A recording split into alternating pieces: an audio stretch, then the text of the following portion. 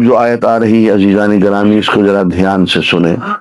هو الذی، اللہ وہ ذات گرامی ہے، ارسل رسولہ، جس نے اپنا رسول بھیجا، بالہدا، ہدایت دے کے، ودین الحق، اور دین حق دے کے، لیظہرہ علی الدین کلہ، کہ وہ اپنے دین کو، اسلام کو پورے نظام حیات پہ غالب کر دے.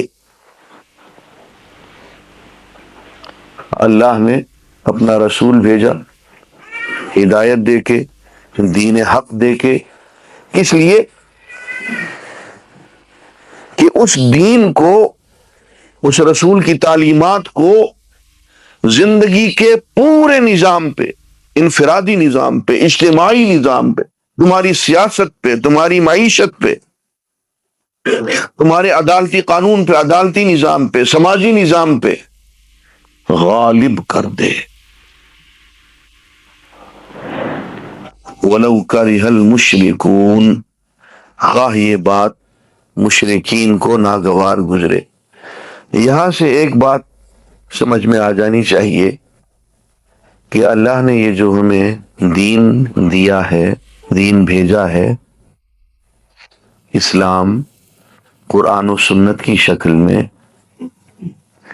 یہ غالب ہونے کے لیے آیا ہے، حاکم ہونے کے لیے، اور اپنے ماننے والوں کو حاکم بنانے کے لیے، غلبہ دینے کے لیے، غالب رہنے کے لیے. محکومیت کے دین نہیں ہے.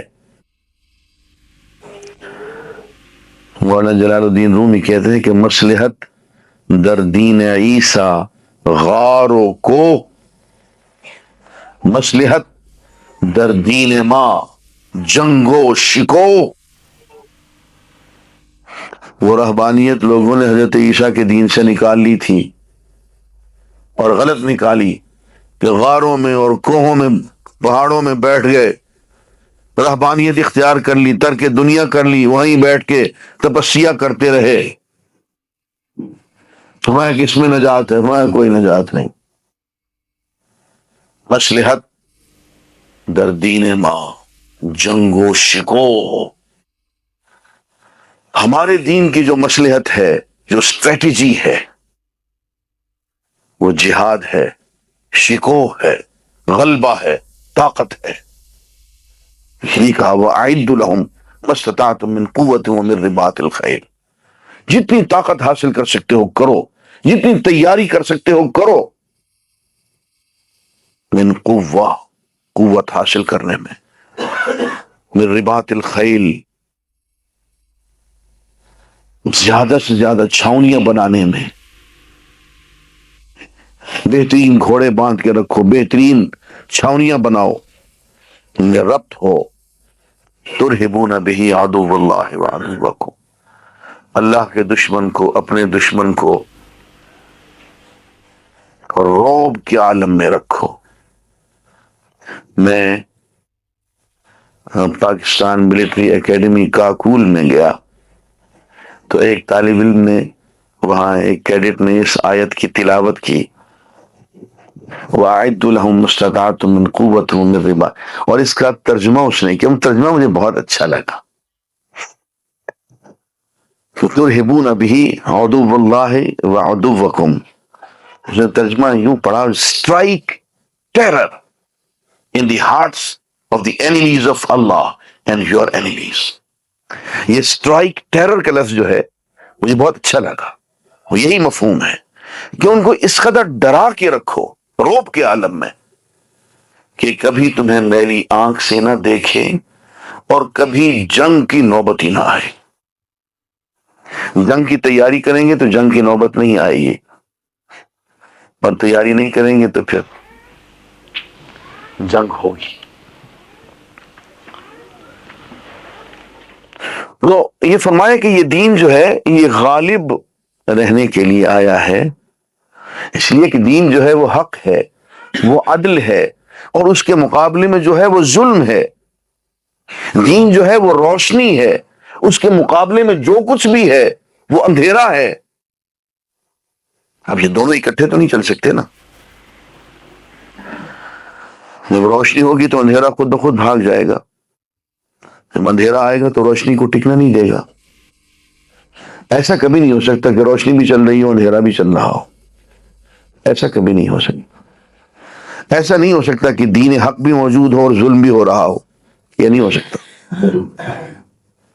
ایک آئے گا دوسرے کو ختم کر دے گا۔ فرمایا کہ یہ دین اس لیے آیا ہے کہ اجتماعی عدل قائم کرے اور ظلم کی ہر شکل کو مٹا دے، اور تمہیں غالب ہو کے رہنا ہے۔ کتب اللہ، اللہ نے لکھ دیا ہے، لأغلبن انا ورسلی، کہ میں اور میرے رسول اور ان کا گروپ، ان کا حزب غالب آ کے رہیں گے۔ ان اللہ لقوی عزیز، اللہ بہت قوی ہے، بہت زبردست ہے۔ اور آگے فرمایا الا ان حزب اللہ هم الغالبون، یاد رکھنا کہ جو اللہ کا حزب ہے، جو اللہ کا گروہ ہے، وہی غالب آ کے رہے گا۔ لیکن اللہ کا حزب کہیں ظہور تو فرمائے، کہیں تیاری تو کرے، کہیں حزب بنے تو صحیح۔ فرمایا لا تہنوا ولا تحزنوا انتم الاعلون ان کنتم مؤمنین۔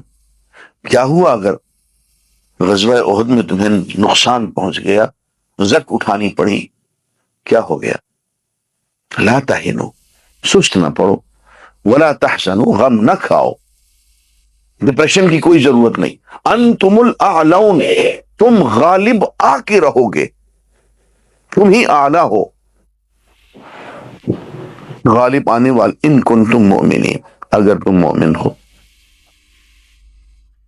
تو ایک بات ذرا یہ ذہن میں رکھیے کہ یہ دین کا کام جو ہے، یہ فریضہ اقامت دین کا کام ہے، اور اس راستے میں جنگ و شکوہ تو ہے، اس میں جد و جہد تو ہے۔ شروع میں ٹھیک ہے، اس میں بہت نرمی سے، بہت پیار سے کام کرنا پڑتا ہے، اور کہا جاتا ہے کفو ایدیکم، اپنے ہاتھوں کو روک کے رکھو، تم سے کوئی زیادتی کرتا ہے۔